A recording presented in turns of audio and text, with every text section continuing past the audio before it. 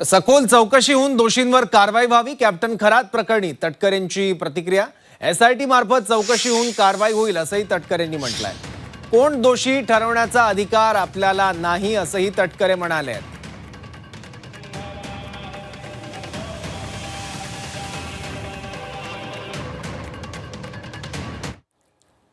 चौकशी शेवटी एसआयटी करणार आहे। एसआयटीच्या तपासामध्ये जे जे दोषी आढळतील त्यांच्या संदर्भामध्ये योग्य तो निर्णय एसआयटीच्या माध्यमातून त्या ठिकाणी केला जात असतो। असं आहे की अनेक वेळेला अनेकांचा वेगवेगळ्या ठिकाणी संबंध येत असतो। प्रत्यक्षात घडलेली घटना झालेल्या जे काही विकृत पद्धतीचे जे काय आहेत ते शेवटी त्या एसआयटीच्या मार्फत तपासांती त्या ठिकाणी निष्कर्षामध्ये येऊ शकतात।